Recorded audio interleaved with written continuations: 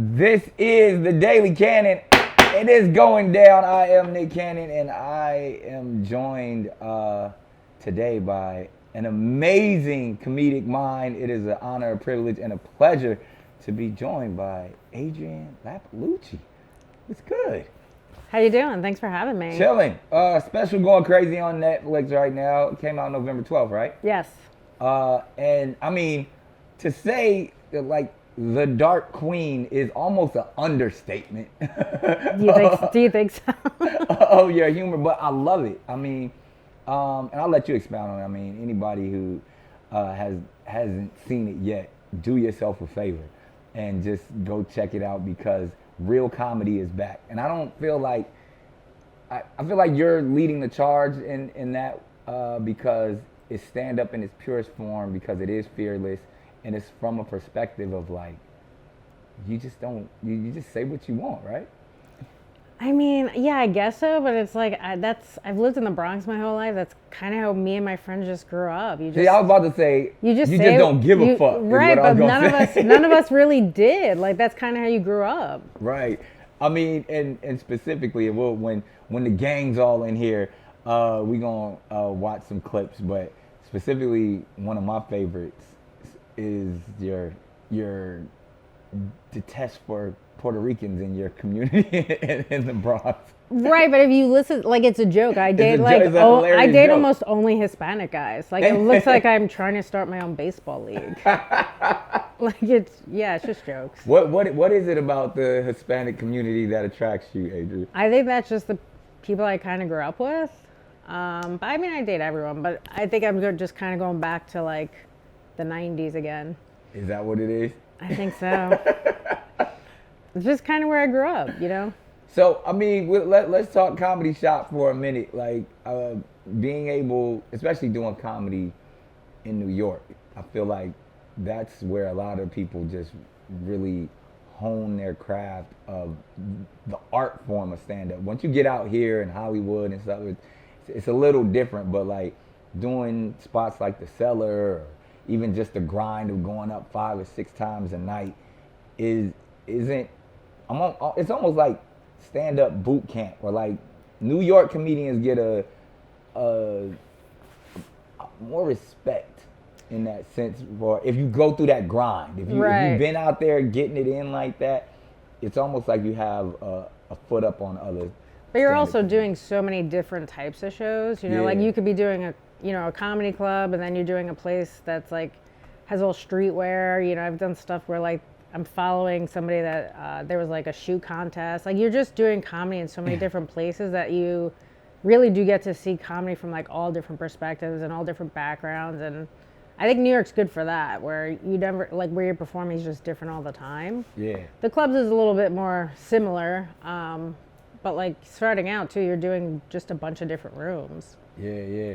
So, and now, I mean, you got the Holy Grail. You got a Netflix special. I do have a Netflix special, but they put out so many specials, so it's like you gotta keep promoting it. But it's still like, there's so many fucking comics. That's still the goal of what everybody wants. It is a goal, but, like, I don't know. It's hard for me to accept a compliment. I guess it is good. Yeah, like, I mean, that's to say you have a Netflix special is the thing nowadays. Like, yeah, it also took a community, though, of people to, like, help me. You know, like. Tell me about that. I mean, mostly comics have been the people that have pushed me forward. Yeah. Even the specials, like, directed by Louis C.K., produced by Ari Shaffir. So it's like, I think if I did it on my own, I don't know if that would have been the same outcome. Maybe it would have been. I don't know. But it's still fairly, new and recent. You sensing any changes yet? Anything you like? Has it boosted the career? I think a little, like, it's, I'll see, like, little changes. Maybe someone will recognize me in the store, or, like, if I'm going on stage. You that lady that said that shit about Puerto Ricans. I also look kind of Puerto Rican now. Or, like, I'll go to a show and there'll be a pocket of people who are very excited to see me because they saw the special. So, yes. That's dope. Dope. Little things like that. I mean, nobody in my neighborhood knows who I am, which is good. Although my neighbor downstairs was like, "Are you famous? How come you're on Netflix?" And I was like, "No, I'm still living in the Bronx with you. I'm definitely not famous." So you still holding it down in the BX. You keeping it thorough. I mean, It's so close to Manhattan. So it works. It works. It's where you grew up. It is where I grew up. Block. It is home. Like, even when I go to my mom's who's in Connecticut now, I'm just like, it doesn't feel like home to me. Yeah, it seems like in the black community, they say once you make it, you can't go back to the hood. It get dangerous. But I mean, my hood's not really dangerous. It's actually very normal. But it's the Bronx. It's the Bronx, but it's like the nice type of Bronx, you know? It's like all working class people. It's very mixed. No, like, we all just blend in to each other. So you grew up in the same Bronx that J-Lo grew up in? Yes, which is actually not the South Bronx. Me and her shared the same 7-Eleven. For real? I don't know. Maybe. That does sound right, though. Like, that's an entertaining ass 7-Eleven. That's pretty close. That's funny. So we ask this. Usually we ask this to artists and stuff when they're sitting there, but I always have this question is, it's corny, but it makes the people think. If you could describe your style of comedy with one emoji, what would it be? that one? Yeah. Is that the intense shock emoji? I don't know. It's just the first thing that came to my head, so I'm going to go with it. But the fact that the face you made, I knew exactly what emoji you were talking about. Yes. Well, just because everyone that, like, this is the thing, too. A lot of people who watch it are just like, you know, this is so dark and this and that. And then people I grew up with are like, this is just regular to me. Because that's just our sense of humor. So I understand to other people it might be a little bit dark, but Right. Also I think when people see that, like, hear the Dark Queen, they just think I'm going to be black. Somebody called it the special the Dark Lady. It's a whole different sense of dark. Somebody called me the Dark Lady or something. That's what they call the special. Because we got our black queens. Sure. And then it's like, you know, the darker the berry, the sweeter the juice. Yes. So you took two strong words and well, that's what Ari's been calling me for years, the Dark Queen. That's a bad. It also, like, lets people know, I guess, that if you get upset, it's on you. You either sound like a strong black woman or a Star Wars character. I guess that's true, probably. Like one or the other. That's probably true.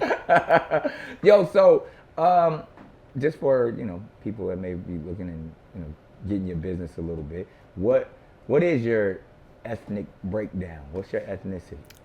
Italian and Hungarian. Wow, that's interesting. One parent of each, or?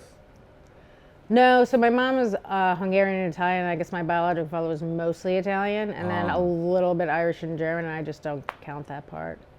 I just feel like it's not that much, probably. But you said you look like you could pass for Latina if you needed to. Sure, yeah. If I slick my hair back, I'll show you some pictures. Put on that Bronx I'll show you some pictures from the '90s where you definitely think I'm Hispanic. What would those pictures look like? Oh my God, I was dressed in I had, like, you know, Carl Kanai clothes on, and you was rocking Kanai? I had Carl Kanai boots, yeah, two pairs. Yeah, with the metal shit. Yeah, I see you into the sneaker game. Yes, but those are different. Those have, like, metal on them. Yeah. I loved them. They were my favorite shoes. Shouts out to Carl Kanai. That's is he from the Bronx? I have no idea. He's from New York. No, I think he might be from Brooklyn. But that was, like, the style. I grew up listening to hip hop, so, like, you know, you slick your hair back, Carl Kanai wear the big earrings. You was Puerto Rican. We were all Puerto Rican. It was the '90s. We're all Hispanic. I fucking love it. So we talked a little bit about it, but I mean, the dating world right now. What's that looking like for you? I mean, I think I'm just gonna be single. Really? It's just like, I am just going after guys that are just not great for me. I mean, come on. What guys are great for you? Probably the ones that I don't want to date. That's like a fairy tale, like the Prince Charming thing. Like, but I think there's a spectrum, though. Oh, okay. I think there's a spectrum, and I'm picking the part of the spectrum that's not great. You're on the toxic end with me and my friends. Yes. I'm with you and your friends. That's exactly what I like. So explain this guy. What is the type of guy that you're attracted to normally? What does he look like? Puerto Rican? It can be anything, like Puerto Rican, black, white. It doesn't. I don't like. I could be attracted to any race. There's, like, attractive people in every race. So tall. They have to be taller than me. I'm really? Pretty tall. Yes. So all the. I'm also like a bigger girl, so, like, to have Kevin someone Hart, short. all of those guys are out. They're out. What, I don't think I'm Kevin Hart's type. I think we're fine. I don't think you might be Cat Williams type though. I can see you. Maybe. Cat Williams You're is really funny, funny. so Maybe you if someone's very funny, I would go shorter, but not like a regular person.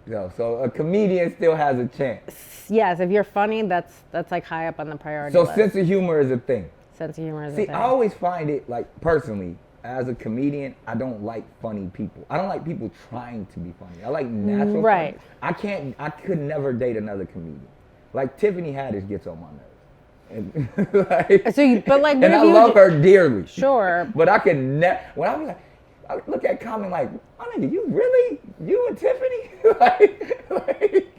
And beautiful, gorgeous, amazing, love her to death. So you couldn't date any. It's like, you'll see her later. Is Courtney here today?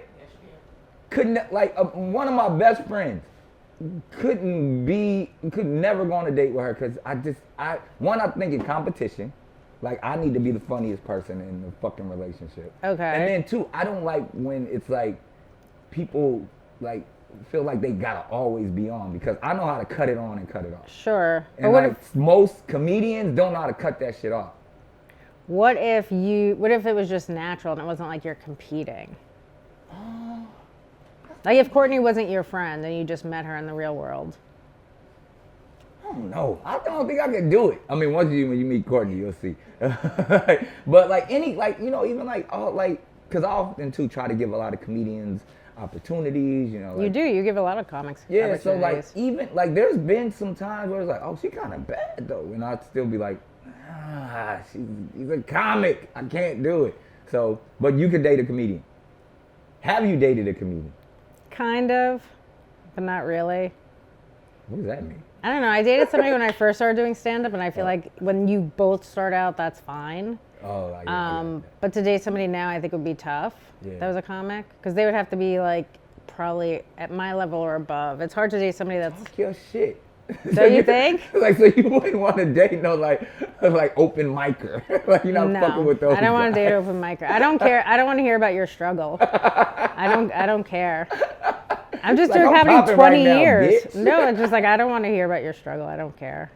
That's fucking hilarious. All right. So they got to be tall. Successful. Is it like the having a job? Yes, and you have to have some type of job. Yes. So what are the? It sounds like you have like great qualities that you're looking for. What are the type of guys? I mean, I'm dating a lot of guys that have PTSD. If you've been to war, if you are a fireman, so I date a lot of those guys. These guys. Because that's what's attracted to like dark comedy. Oh. That is what is attracted to my comedy, I think. Do you meet these men at your shows a lot of times? No. Really? Because that, like they say we're whores.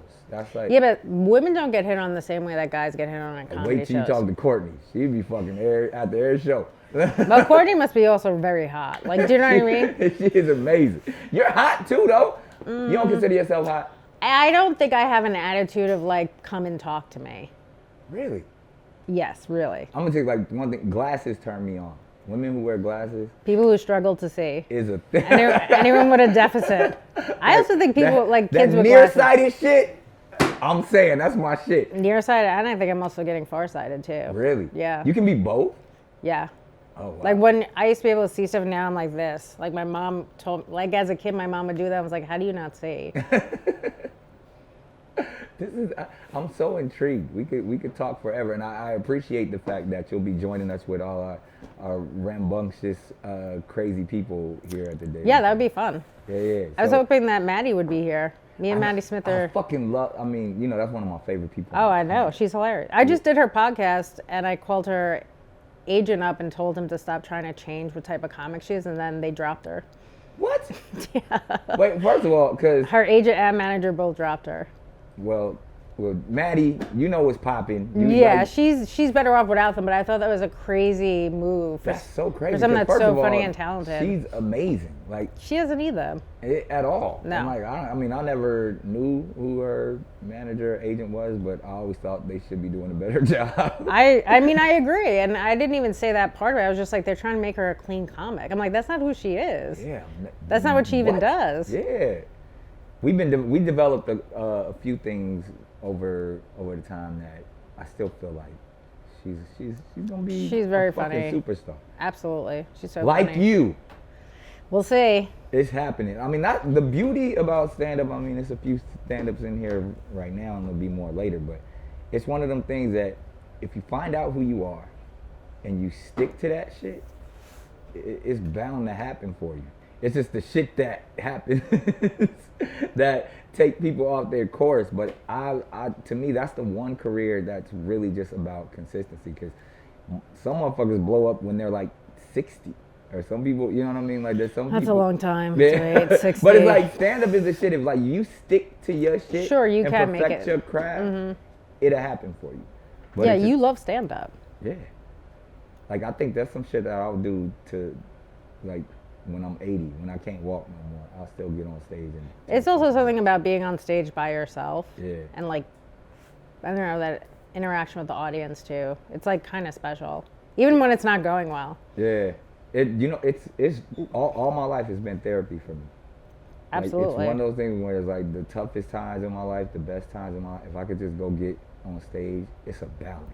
It's the only time you're not thinking of whatever's going on. I've like literally driven to a comedy club, had some really bad stuff going on, cried, gone on stage, and that's the only time you're not thinking of it. And then you get out of your car, get off stage, go back in your car, and go cry again. Yeah, it's a superpower though too. Like it Yes. just helps me deal with like some of the darkest shit I've ever gone through, some of the best shit I've ever gone through. It's like being able to express yourself in a way that the average person doesn't really know how to do and actually really appreciates. It's the one craft where people will just go and sit and watch you fucking talk.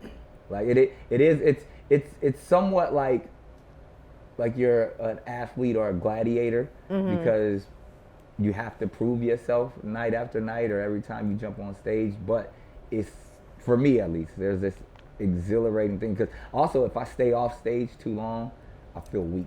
Me too. Yeah. If you go on vacation or something, you come back, you're like, I don't even remember my jokes anymore. And like even now, man, it's like, because we're still on the Wild and Out tour, and that's not really stand up. I mean, I kind of go out and do like 5 minutes, before I bring everybody else out. But it's like, when you in your zone and you got it, you feel like you can do podcasts better. You feel like you can interact with people better. But if you don't have that stage, it's like, I don't know, I don't feel myself.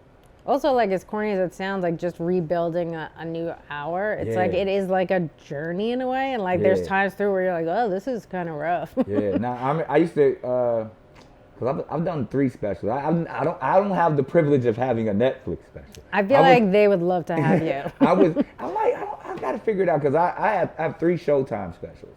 And I remember they were all at pivotal points in my life. So like my first special, Mr. Showbiz, is right when I got married to Mariah. And so that shit was like, that was all my material. Like, oh, fuck, I married Mariah Carey. I'm the fucking luckiest man in the world. So, and then my second special was called Fuck Nick Cannon. Because that was right, I was on the road with Dave Chappelle. And that was his whole, that every time I go out on stage, that's all the audience screams, like, fuck Nick Cannon. Like, Nick Cannon's hilarious. So like, that was a whole journey. But I had just recently been diagnosed with lupus nephritis and recovered. Oh, so that was like my first, I had to get back on stage. Right. And then my last Stand Up Don't Shoot was 2020. And it was literally, I think that's the special that got me canceled the first time. Isn't that hilarious? You could just keep getting re-canceled. That's when I said NBC stand for nigga be careful. I don't think people are gonna get canceled anymore, especially with like the whole Trump thing. Yeah. Because anytime I hired a PR guy and he went to like the right and the left media. Yeah. And a lot of the left media just said no, they passed on me, but they didn't want to say why. And then NPR reached out to my team and they were like, oh, we want to do her special, and then they saw it and they were like, we're gonna actually rescind our offer. So there's really no more canceling, I don't think, because I think they realize like that makes people bigger. Yeah. So I think they're just being quiet now, which is interesting. But to your point, I mean, Trump the gangster's back in office and he don't give a fuck. He's uncancelable. Right. So like now that's probably the one caveat that like, yo, comedy, I felt like when Trump was in office the first time, comedy was popping. Like, one, because he was always the butt of every joke, but now, like this super villain, I don't give a fuck, Suge Knight of the United States of America, and like he wants people, like even on his campaign, like I feel like even with hip hop artists, like I think that cancellation shit, we might have we might have crossed the bridge. We might. I just think be that able to speak freely they're as not gonna. artists again. I just don't think they're gonna say. I just don't think they want to give people that platform anymore, especially that he won so big. Where they're like, I don't know if there's even like an error, like if people still are gonna care about this stuff. Yeah, I agree. It is kind of weird. It's an interesting time. It's It a is fun an time. interesting time. It's a great time for stand-up comedians. Did you feel like your canceling really canceled you, or do you feel like it just brought more people to you? When I pissed off the Jewish community, that one was a little scary. I ain't gonna front. Because you know why? Every time I had been canceled before that, I didn't give a fuck. I didn't care. Like I was intentional about the shit that I said, whether I was standing up for my people, whether I was my lifestyle, whatever it is. But when that one came out of nowhere to me, and I was like, wait, I wasn't trying to like, nah, like I felt misunderstood in that one. I get that. And like, that's where I was like, no, wait, I do fucking apologize, because I wasn't trying to, where all the other ones, I was like, fuck NBC. Like, I was like really trying to stand on my shit, where this one I was like, nah, like, if I really did something wrong, let me go figure it out. And, so that, and it took me on a great journey. I learned a lot, now I got a fucking podcast with the CEO of the ADL. Like, shouts out to Jonathan Greenblatt, that's my man. But a lot of it, I think that was the interesting journey, where all the other times, and as comics, we want to piss people off. We want to get that attention. Sure, a little bit. There's a fun thing to like doing that. I mean, especially in comedy, I think that's for like, sure. They say if you're not controversial, if you don't offend somebody in the audience, then you're not really doing your job. Like as comics, we're supposed to hold the mirror up to society. Yeah. So, but I don't know. Hopefully, we get canceled again, because that'd be fun. That only elevates our careers. Well, I appreciate you rocking with me, and speaking of elevating careers, congratulations again. Thank you so much. The Dark Queen is in the building, y'all, and she's rocking with us on the Daily Canon. Y'all give it up for Adrienne Iapalucci. Let's get it.